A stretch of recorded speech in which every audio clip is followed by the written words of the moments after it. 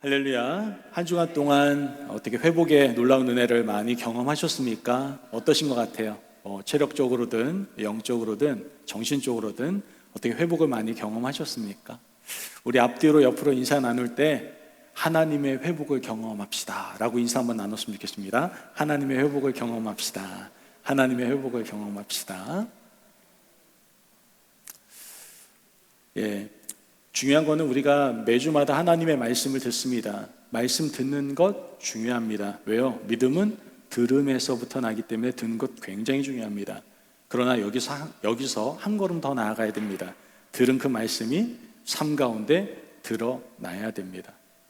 바라기는 지금 회복에 대한 말씀을 함께 나누고 있는데 여러분의 삶 가운데 회복되어야 될 많은 부분들이 하나님의 놀라우신 은혜 가운데 회복되는 놀라운 은혜를 다 경험하셨으면 좋겠습니다. 아멘. 저는요, 저희 아내와 함께 간절한 바람이 좀 있었습니다. 어떤 바람이 있었을까요? 좋은 집으로 이사 가는 거? 아니면은, 저희 아이들이 아주 공부 잘하는 거? 그거 뭐 소소한 바람일 수도 있겠지만, 간절한 바람은 사실 아닙니다. 제 간절한 바람, 또한 저희 아내의 간절한 바람은 교회에 다니지 않던 처제가 교회를 다니는 거였습니다. 즉 신앙생활을 하는 거였죠. 감사하게도 작년에 저희 처제가 미국에 와서 또 주님을 영접하고 그 이후로 한국에 가서 교회 생활을 시작했습니다. 믿음 생활을 아름답게 시작했습니다. 그 모습이 얼마나 아름다운지요. 말씀을 들으면서 그 말씀을 또 마음에 새기고 그 말씀을 붙들고 살아가려고 하는 그 모습을 보니까 사실 저희 아내뿐만 아니라 제 마음이 많이 감동이 됐습니다. 기도해 주신 우리 모든 성도님들께 너무나 감사를 드리고 이제는 자신뿐만 아니라 믿음의 가정을 세우는 거룩한 욕심과 꿈을 가지고 있으니 우리 처제 가정이 믿음의 가정을 잘 설 수 있도록 또 기도해 주시기를 바랍니다. 여기 있으니까 또 내일이면 가니까 제가 한 번 더 얘기해 드린 거고요. 아직까지 하나 남은 간절한 바람이 또 있습니다. 그 바람은 바로 자신의 생각이 너무나 강하신 우리 장인어른이었습니다. 장인어른이 이번에 미국에 저희 집에 오시게 된다라는 소식을 듣고 저희 아내하고 저는 열심히 기도했습니다. 이번에 오시는 것은 하나님의 분명한 계획인 것 같은데 정말 이번 기회에 복음을 받아들였으면 좋겠다라는 생각을 가지고 정말 간절하게 기도했습니다. 워낙에 장인어른이 자신의 생각이 강하신 분이세요. 그래서 사위가 목사임에도 불구하고 전혀 흔들림 없이 꿋꿋하게 교회를 다니시지 않으셨습니다. 이번에 미국에 오셨을 때 좀 복음이 들어가기를 간절히 바라면서 기도했는데 안타깝게도 가시는 그 날까지 이야기를 나눴는데 확실한 대답을 듣지 못한 채 장인어른은 한국으로 돌아가셨습니다. 그런데 지난주에 굿뉴스가 들려왔습니다. 장인어른이 9월 달부터 한 달에 한 번씩 교회를 나가겠다고 하신 겁니다. 할렐루야. 내 집안일이 아니라고 아멘을 작게 하시면 안 돼요. 얼마나 기쁜지 모르겠습니다. 이것은요, 제가 생각할 때에는 대한민국 해방 이래 가장 역사적이고 기적적인 일이 아닌가 이런 생각을 해보게 됩니다. 정말 기적과 같은 일이 벌어진 것이죠. 어떻게 이런 일이 벌어질 수 있었을까요? 제가 굉장히 잘해서 그런 겁니까? 그렇지 않습니다. 그 이유는 바로 하나님께서 이런 회복을 원하시기 때문에 그렇습니다. 하나님께서는 인간의 회복을 원하실 뿐만 아니라 인간 회복을 위하여 지금도 여전히 하나님의 열심으로 일하고 계신다라는 것이죠. 오늘 이 시간도 마찬가지입니다. 회복이 필요한 모든 부분들, 영혼들을 하나님은 이미 다 알고 계십니다. 그리고 오늘 이 시간에 하나님은 그 놀라운 회복의 은혜를 허락하실 줄로 믿습니다. 아멘. 하나님께서는 죄인인 인간을 구원하셔서 하나님의 자녀로 삼으시려는 계획을 가장 하나님의 우선순위의 삶 가운데 하나로 두셨습니다. 그래서 하나님은 사망의 그늘에 앉아있는 죄인들을 살리셔서 하나님의 자녀로 삼으시고 계시는 겁니다. 그런데 더 중요한 것은 하나님은 죄인인 인간이 죄사함을 받고 하나님의 자녀가 되는 것에만 마음을 두시는 것이 아니라 하나님의 자녀가 된 우리가 건강하고 정결한 왕 같은 제사장의 삶을 살기를 원하고 계신다라는 겁니다. 구원받는 정도가 아니라 구원받는 합당한 삶, 건강한 삶, 아름다운 삶을 믿는 사람들이 살아가기를 원하고 계신다라는 것이죠. 즉 하나님은 죄인인 인간이 완전히 회복된 삶을 누리기를 간절히 소망하고 계시는 겁니다. 하나님은 이 회복 프로젝트를 이루기 위해서 작정하셨습니다. 어떤 작정을 하셨을까요? 독생자 예수 그리스도를 이 땅에 보내신 겁니다. 보내심을 받은 예수님은 이 땅에 오셔서 회복의 복된 소식을 온 땅에 전하셨고, 죄인인 인간의 구원과 회복을 위한 길을 바로 십자가로 활짝 열어 주신 겁니다.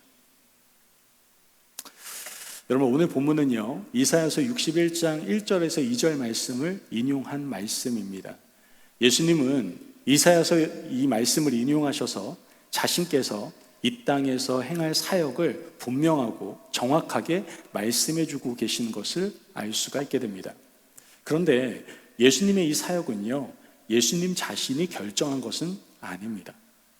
하나님께서는 죄인인 인간의 회복을 계획하시고 예수님을 이 땅에 보내셔서 그 복된 소식을 전하게 하심으로 하나님이 원하시는 회복의 길을 예수님께서 열어 놓도록 하셨다라는 것을 우리는 성경을 통해서 알 수가 있게 되는 겁니다.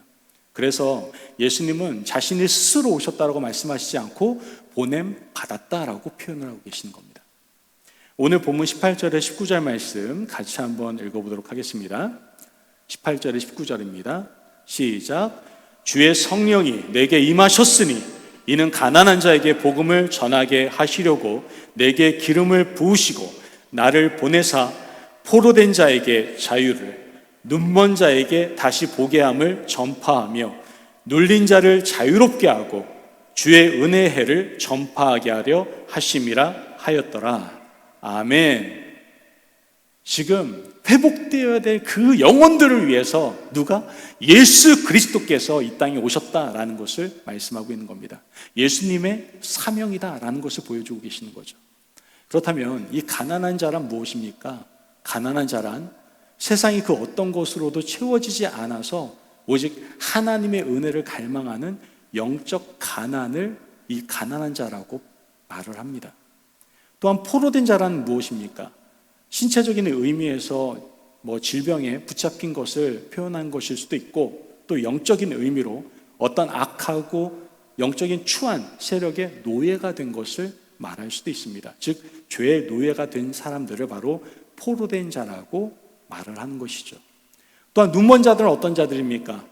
육체적으로 눈이 먼 사람일 수도 있지만 영적으로 눈먼 자를 뜻하고 있는 겁니다. 하나님을 보지 못하는 자가 어떻게 보면 가장 불쌍한 눈먼 자임을 우리는 알 수가 있게 되는 것이죠. 이 세상에는요, 재물과 권력과 쾌락의 노예가 되어서 하나님을 보지 못하는 눈먼 자들이 너무나도 많이 있습니다. 하나님을 보지 못하니까 당연히 누구를 못 봅니까? 자기 자신의 모습도 보지 못한 채 살아가는 불쌍한 사람들이 이 세상에 너무나도 많다는 겁니다. 여러분, 영안이 닫히면요, 하나님을 보지 못할 뿐만 아니라 내 자신도 보지 못하게 된다라는 거예요. 눌린 자란 무엇입니까? 어떤 일로 인하여 육체와 마음이 깨어지고 상한 그러한 사람들을 말한다라는 것이죠. 여러분, 예수님께서는 자신의 할 일들을 말씀하시면서 그 모든 일들이 하나님의 마음이고 하나님의 계획이다라는 것을 밝히 보여주고 계심을 우리는 알게 됩니다. 그리고 예수님께서는 여기서 회복의 소식을 전하고 계시는 것이죠. 회복이 필요한 사람에 대해서만 나열하는 것이 아니라 회복에 대해서, 회복이 필요한 사람에게 회복의 소식을 전하고 계시는 것을 우리는 성경을 통해서 보게 되는 겁니다. 가난한 자들에게 복음을 전하게 하시고 죄의 포로가 된 자들이 하나님의 은혜로 진정한 자유함을 누리게 할 것이다라는 그 놀라운 복음의 소식을 전하고 있습니다. 예수님은 세상에 빠져서 하나님도 자신도 보지 못하는 눈먼 자들이 하나님을 보게 될 것이다라는 하나님의 은혜를 선포하고 있고, 또 병들고 깨어지고 상처난 자들의 육체의 마음을 치료해 주실 하나님의 손길이 바로 눌린 자들에게 임할 것이다라고 오늘 이 말씀을 통해서 선포하고 있는 겁니다. 이처럼 예수님은 새 생명 안에서 인간의 전인적인 회복을 위한 하나님의 회복의 손길을 전하신 겁니다. 오늘도 회복이 필요한 우리에게 주님께서는 회복을 전하고 계십니다. 회복의 손길을 전하고 계세요. 오늘 시간 이 회복의 손길을 전하시는 예수님을 꼭 반드시 만나실 수 있는 저와 여러분이 되시기를 주님의 이름으로 축복합니다. 아멘. 자, 여러분, 예수님께서는요, 이렇게 회복을 위한 기쁜 소식만 전해주셨을 뿐만 아니라 친히 그 길을 열어주셨습니다. 말만 한 게 아니라 자신이 직접 회복의 길을 활짝 열어주셨다라는 것이죠. 예수님은 많은 사람들에게 구원의 복음을 전해주셨고 그 구원의 복음이 우리의 삶에 역사하도록 예수님은 십자가에 못 박혀 죽으셨습니다. 베드로는 십자가에 달려 돌아가신 예수님의 모습을 이렇게 증거하고 있습니다. 베드로전서 2장 24절 말씀을 보면 같이 한번 읽어볼까요? 시작. 친히 나무에 달려 그 몸으로 우리 죄를 담당하셨으니 이는 우리로 죄에 대하여 죽고 의에 대하여 살게 하려 하심이라. 그가 채찍에 맞음으로 너희는 나음을 얻었나니. 아멘. 예수님께서 우리의 죄를 대신 지시고 십자가에서 피 흘려 죽으심으로써 우리 모두가 죄의 노예에서 자유를 얻게 됐다라고 성경은 우리에게 말씀해 주고 있는 겁니다.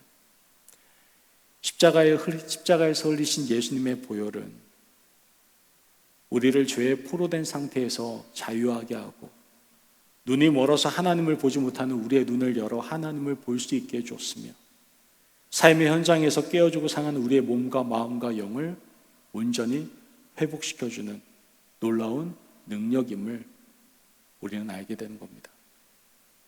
그래서 예수님은 많은 사역을 통해서 수많은 사람들을 살려주시고 병자들을 고쳐주시는 것을 우리는 성경 곳곳을 통해서 발견할 수가 있게 됩니다.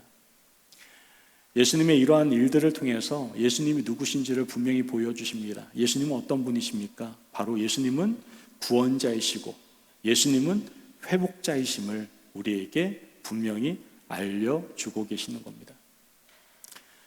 여러분, 예수님의 십자가의 보혈은 우리를 자유하게 할 뿐만 아니라 또한 더 나아가 우리의 회복을 원하시는 하나님을 섬기는 삶까지 살아가도록 새로운 힘을 불어넣어 주심을 우리는 알 수가 있게 됩니다. 성경은 예수님의 이러한 보혈의 능력을 분명하게 증거하고 있습니다. 히브리서 9장 14절 말씀을 같이 보겠습니다. 같이 한번 읽어볼까요? 시작. 하물며 영원하신 성령으로 말미암아 흠없는 자기를 하나님께 드린 그리스도의 피가 어찌 너희 양심을 죽은 행실에서 깨끗하게 하고 살아계신 하나님을 섬기게 하지 못하겠느냐. 아멘. 여러분, 진정한 회복은 구원받음으로 시작해서 하나님을 섬기는 삶의 자리까지 나아가는 겁니다. 여러분, 정말 회복하셨습니까? 구원의 은혜로만 만족하는 것이 아니라 진짜 회복은 구원을 받고 난 다음에 하나님을 섬기는 삶의 자리까지 나아가는 것이 진정한 회복임을 성경은 우리에게 말씀해 주고 있는 겁니다. 여러분, 예수님 때문에 굉장히 철이 없었던 베드로 어떻게 변했습니까? 설교를 하니까 3,000명, 5,000명이 막 회개를 하고 주님께로 돌아옵니다.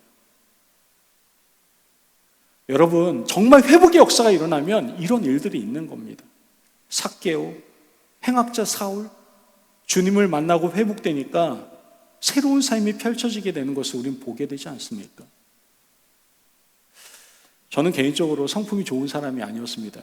지금은 저를 굉장히 좋게 봐주세요. 요즘은 저를 굉장히 좋게 봐주세요. 그래서 정말 감사하게 생각하는데 제가 그렇게 성품이 좋은 사람이 아니었습니다. 성질도 잘 내고 화도 잘 내고 그리고 잘 삐지고 욕심도 많고 막 나쁜 거 다 말해보세요. 저하고 다 연결되어 있는 것 같아요. 왠지 좀 그런 성품이었던 것 같습니다. 그러나 회복의 은혜를 경험하고 나니 늘 하나님을 섬기는 자리에 서게 되는 제 자신의 모습을 보게 됩니다. 제 행동을 할 때에도 또한 말을 할 때에도, 생각을 할 때도 내가 하나님을 섬기는 사람의 모습인가를 먼저 돌아보게 된다는 것이죠. 그러다 보니 화를 내기보다는 더 인내하게 되고, 내가 뭔가 욕심을 부리기보다는 나눠주려고 노력하게 되고, 내가 누군가에 대해 정죄하고 비판하려고 하기보다는 사랑으로 보다듬어 주려고 하고, 축하하고 격려하고 인정하려고 하는 저의 모습을 보게 됩니다.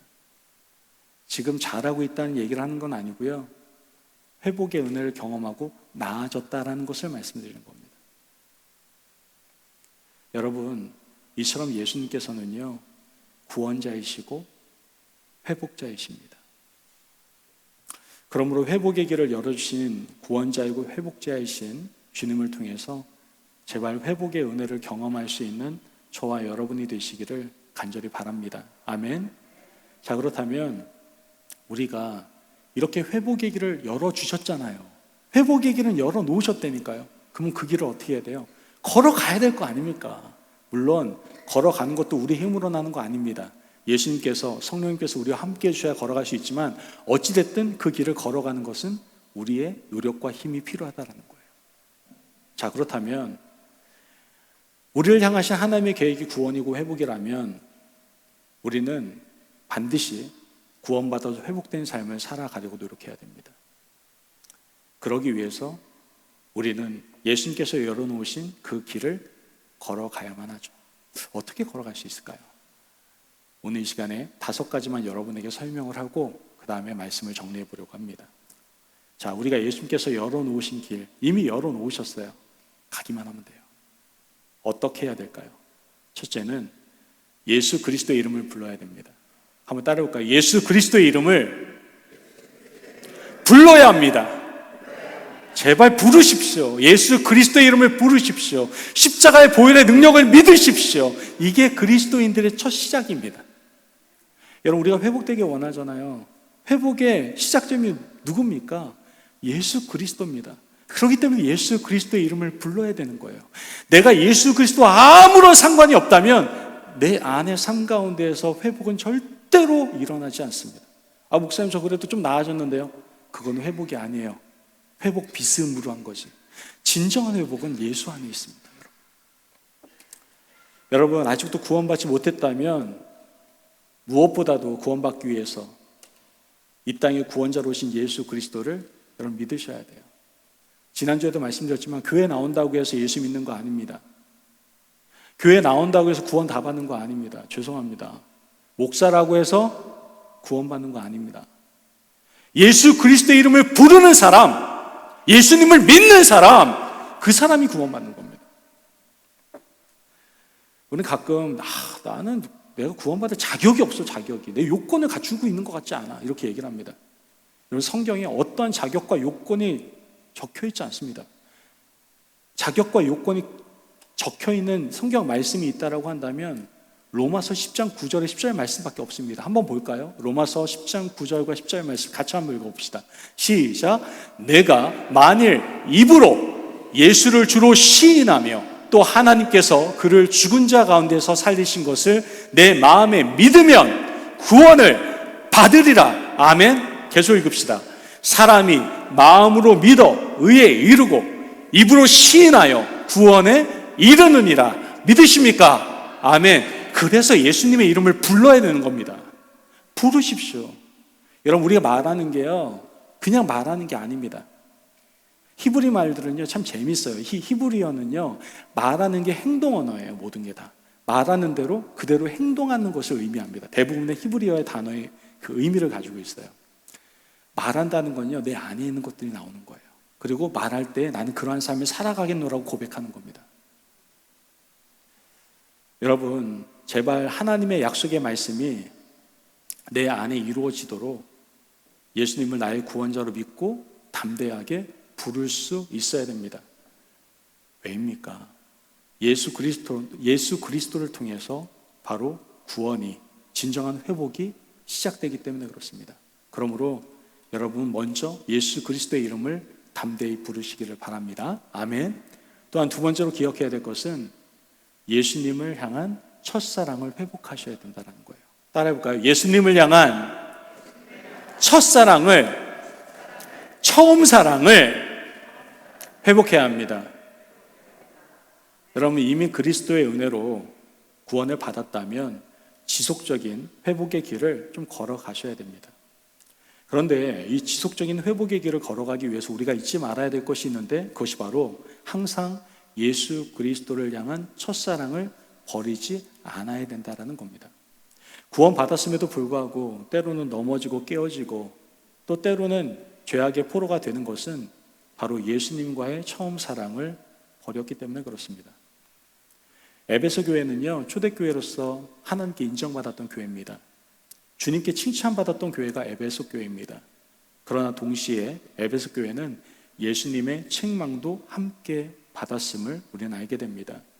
에베소 교회가 책망받았던 이유가 무엇입니까? 바로 예수님을 향한 처음 사랑을 버렸다고 해서 엄청나게 책망을 들었거든요. 요한계시록 2장 4절에서 5절 말씀을 보면, 그러나 너를 책망할 것이 있나니 너의 처음 사랑을 버렸느니라. 그러므로 어디서 떨어졌는지를 생각하고 회개하여 처음 행위를 가지라. 만일 그리하지 아니하고 회개하지 아니하면 내가 내게 가서 내 촛대를 그 자리에서 옮기리라. 이렇게 말씀하십니다. 어쩌면 우리의 모습이 에베소 교회의 모습과 같을지도 모르겠습니다. 여러분 어떻습니까? 좀 괜찮으신 것 같습니까? 내가 왠지 모르게 예전과는 다른, 뜨거웠던 때와는 다른, 지금 뜨뜻미지근한 이러한 신앙생활을 하고 있지는 않습니까? 주일 됐으니까 교회 오는 거지 뭐. 목사님께서 말씀 들으라니까 그냥 듣는 거지 뭐. 봉사하라니까 봉사하는 거지 뭐. 여러분, 주님을 만났던 처음 사랑을 생각한다면은 이제는 우리가 더욱더 온전한 하나님의 인도함을 받는 하나님의 자녀가 될 수 있습니다. 저도 가만히 생각해 보면요, 제가 좀 슬럼프가 오잖아요. 내가 정말 이렇게 사역하면 되나? 우리 성도님들을 생각할 때 언제나 제가 사랑하죠. 그런데 저도 인간인지라 좀 미울 때도 있잖아요, 그죠? 우리 성도님들, 그죠? 근데 누구라고 얘기는 안 할게요. 미울 때가 있겠죠, 저도 인간인지라. 근데 가만히 돌아보면 그런 마음이 들거나 감정이 올 때 보면은 제가 하나님의 사랑에 대해서 인식하지 못하고 놓고 있을 때가 그런 공격들이 많이 들어온다는 걸 깨닫게 됩니다. 그래서 언제나 주님께 저를 처음 만나주시면서 주셨던 그 찬송을 생각하면서 늘 제 자신의 회복의 길을 걸어가려고 노력을 합니다. 그 찬송가 제가 자주 불렀던 찬송가인데, 찬송가 99장 주 예수 내가 알기 전, 주 예수 내가 알기 전 날 먼저 사랑했네. 저는요, 그 찬양만 들리면 눈물이 펑펑 나요. 나 사랑받을 자격이 전혀 없는 사람인데 주님이 먼저 날 사랑하셨구나. 그 끝없는 사랑이 나와 함께 하셨구나. 그 사랑만 생각하면 내가 누구를 미워하겠습니까? 내가 누구에게 삐지겠습니까? 내가 하는 것이 뭐가 힘들겠습니까? 그 놀라운 사랑에 비하면 아무것도 아닌데요. 여러분, 그 놀라운 사랑이 저뿐만 아니라 여러분에게도 있지 않습니까? 여러분 회복의 길을 잘 걷기 원한다면 어떻게 해야 됩니까? 처음 사랑을 회복하시기를 간절히 바랍니다. 형식적으로 있는 것만큼 무서운 게 없습니다. 형식화되지 마시고 늘 하나님의 사랑 가운데에서 모든 것을 행할 수 있기를 간절히 바랍니다. 자, 그렇다면은 세 번째로 우리가 기억해야 될 게 뭡니까? 회복의 길을 걷기 위해서 바로 예수님을 더욱 알기 위해서 힘써야 된다라는 겁니다. 한번 따라해 볼까요? 예수님을 더욱 힘써 알아야 합니다. 믿으시면 아멘. 예수님이 우리의 구원자이고 회복자로 오셨기 때문에 우리는 그 무엇보다도 예수님을 알기 위해서 최선을 다하셔야 되는 겁니다. 그래서 날마다 예수님을 알고자 하나님의 말씀 속으로 들어가야 되고 말씀을 배울 수도 있어야 되는 겁니다. 그리고 때로는 골방에 조용히 앉아서 예수님을 대면하는 시간도 가져야 되는 것이죠. 그런데 안타깝게도 우리는 예수님을 더욱 알기보다는 다른 것을 알려고 더욱 힘쓸 때가 너무나도 많다라는 것이죠. 돈 버는 일, 돈 버는 법, 주식, 사람과의 관계, 지식, 뭐 그 외에 내 가지고 있는 흥미로운 많은 것들, 그런 거에 대해서 알려고 할 때가 더 많다라는 거예요. 저는 이 모든 것에 대해서 알기에 힘쓰지 말라고 말씀드리는 것이 아닙니다. 알려고 하십시오. 세상을 살아가는 데 필요할 수 있으니. 하지만 그 어떤 것보다도 예수님을 아는데 더욱 힘써야 된다는 것을 말씀드리는 겁니다. 그래서 사도 베드로가 베드로서 3장 18절 말씀에 이렇게 얘기하지 않습니까? 오직 우리 주 곧 구주 예수 그리스도의 은혜와 그를 아는 지식에서 자라가라. 영광이 이제와 영원 날까지 그에게 있을지어다. 여러분, 아는데 힘쓰시기를 바랍니다. 아는데 힘쓰시길 바라요. 아까 교회 소식 때 말씀드렸지만 성경 공부 시간 있으면요 참여하세요. 그리고 은혜 받으십시오. 알기 위해 더욱더 힘쓰시고, 하나님과 동행하는 새벽 기도에 새벽마다 올려드리지 않습니까? 길지도 않습니다. 들으시면서 말씀으로 계속해서 주님을 알아가시기를 바랍니다. 뿐만 아니라 여러분들 개인적으로 주님과 인격적으로 기도할 수 있는 시간을 통해서 또 주님께서 들려주시는 세미한 음성을 들으면서 더욱 주님을 알아가시기를 바랍니다. 여러분, 사도 바울은요 예수님을 알아가기 위해서 다른 것들은 다 배설물로 여긴다라고까지 얘기했어요. 우리도 그러한 고백과 결단이 있었으면 좋겠어요. 하나님, 나 예수님을 더욱 알기 원합니다. 그 어떤 것보다도 내가 예수님을 더욱 힘써 알도록 노력하겠습니다. 결단하겠습니다. 그때 회복의 놀라운 역사가 저와 여러분의 삶 가운데 나타나게 될 줄로 믿습니다. 아멘. 네 번째로 기억해야 될 것은 바로 항상 예수님만을 바라보아야 된다는 겁니다. 예수님만 바라보셔야 돼요. 여러분, 민수기 21장 말씀을 보면 뱀에 물려서 죽어가던 이스라엘 백성들이 모세가 만들어서 장대 끝에 달아놓은 놋뱀을 바라보니까 어떻게 돼요? 살아나는 거예요. 회복이 되는 거예요. 그런 이야기가 나옵니다. 여러분, 우리도요 날마다 예수님만 바라봐야 지속적인 회복된 삶을 살아갈 수가 있게 되는 겁니다. 그래서 히브리서 기자는 뭐라고 얘기합니까? 예수님을 바라보자! 라고 얘기하지 않습니까? 히브리서 12장 2절 말씀 앞부분 보면 그러잖아요. 믿음의 주여 또 온전하게 하시는 예수를 바라보자! 이렇게 얘기하지 않습니까? 예수님을 바라본다는 것은 예수님만이 나의 구원자이고 회복자이시다라는 것을 인정하고 믿는 겁니다. 그렇다면 예수님을 바라보는 사람은 어떤 모습을 가지게 될까요? 어떤 상황 속에서도 나의 감정이나 경험으로 판단하거나 말하고 행동하는 것이 아니라 예수님의 마음으로 판단하고 말하고 행동을 할 수가 있게 되는 겁니다. 그리고 나는 부족하고 약해도 예수님은 항상 나를 사랑하고 나를 세워주시고 나를 고쳐주시는 분이다라는 것을 확신하게 되죠. 여러분, 예수님을 바라보면요 없던 자신감도 생깁니다. 예수님을 바라보면요 해결되지 않을 것들이 해결되기 시작합니다. 여러분, 예수님 한번 바라보십시오. 어떻게 되는지. 인생이 달라집니다. 지금까지 보지 못했던 세상들이 보이기 시작합니다. 여태까지는 육안으로만 생각하고 판단하고 이룰 수 있었던 것들이 이제는 예수님을 봄으로 말미암아 새로운 세상의 것들을 발견하기 시작한다는 것이죠. 여러분, 지금 도대체 무엇을 보고 계십니까? 과연 정말 예수님을 바라보고 계십니까? 예수님을 바라보고 무리를 걸었던 베드로가 바람을 보고 어떻게 됩니까? 물에 빠지게 되지 않습니까? 여러분, 우리는 세상을 살아가면서 제발 이런 실수를 범하지 않았으면 좋겠어요. 여러분, 세상 쉽지 않습니다. 근데 쉽다라고 얘기하지 않아요. 여러분, 살아가는 게 힘들잖아요. 매일매일이 삶의 고통이고요, 장애물이고요, 너무나 힘든 일이 많을 겁니다. 그럴 때 우리가 예수님을 바라보셔야 되는 거예요. 그때 예수님께서 힘들고 지친 우리들을 세워주시고 우리의 문제들을 해결해 주시는 회복의 삶을 우리에게 허락하실 줄로 믿습니다. 아멘.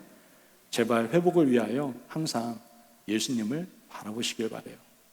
그런데 우리가 예수님을 향한 지금까지의 모든 자세보다 더 중요한 한 가지가 있습니다. 그것이 뭐냐면 예수님께 간절히 간구하셔야 된다는 거예요. 예수님께 간절히 우리의 지속적인 회복을 간구하셔야 된다는 것이죠. 예수님을 구원자로 회복자로 믿고 바라보고 있다면 이제 입을 열어서 우리의 회복을 위하여 예수님께서 일하시도록 우린 간구할 수 있어야 됩니다. 수로보니게아 여인처럼 정말 부스럭이라도 나는 그거라도 나는 은혜가 필요합니다라고 했던 여인처럼, 백부장처럼 자기 자신을 위해서, 자신의 자녀와 이웃의 회복을 위하여 예수님께 뜨겁게 간구할 수 있어야 된다는 거예요. 예수님께서는요, 우리의 기도를 기다리고 계십니다. 그래서 우리에게 약속의 말씀을 주시지 않습니까? 누가복음 11장 9절에 11절 말씀이 뭐라고 얘기합니까? 내가 또 너희에게 이르노니 구하라 그리하면 너희에게 주실 것이요, 찾으라 그러면 찾아낼 것이요, 문을 두드리라 그리하면 너희에게 열릴 것이니 구하는 이마다 받을 것이요, 찾는 이는 찾아낼 것이요, 두드리는 이에게는 열릴 것이니라. 믿으십니까? 아멘. 여러분 제발 아파하지 말고 이제 기도합시다. 고통 가운데 쓰러지지 마시고 기도합시다. 상처만 붙들고 신음하지 말고 여러분 기도하시기를 바랍니다. 불평과 불만과 미움의 자리에 쓰러져 있지 마시고 제발 기도하시기를 바랍니다. 왜 우리가 기도하고 간구해야 되는 겁니까? 회복이라는 하나님의 은혜의 강물은요, 바로 기도라는 통로를 통해서 우리에게 흘러 들어오기 때문에 그렇습니다.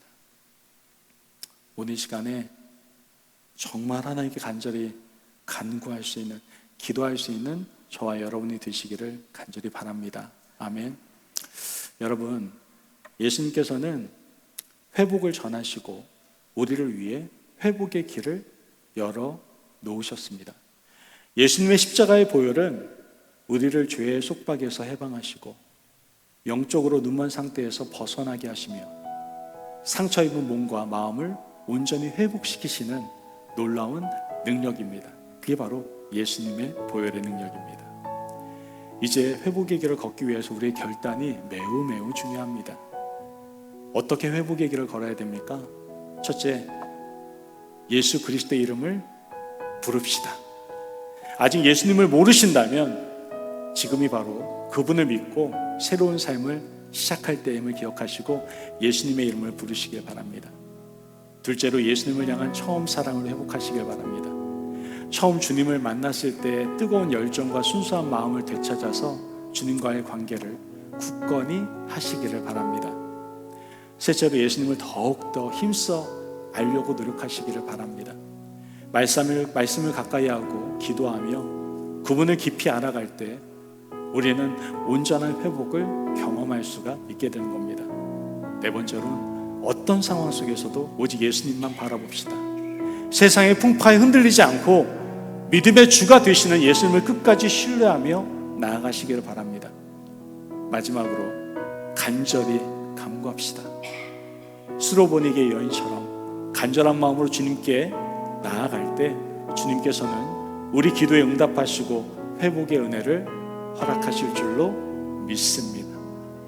예수님께서 우리를 위해 열어주신 이 회복의 길을 힘껏 걸어감으로써 주님 안에서 참된 자유와 평안을 누리실 수 있는 저와 여러분이 되시길 주님의 이름으로 축복합니다. 아멘.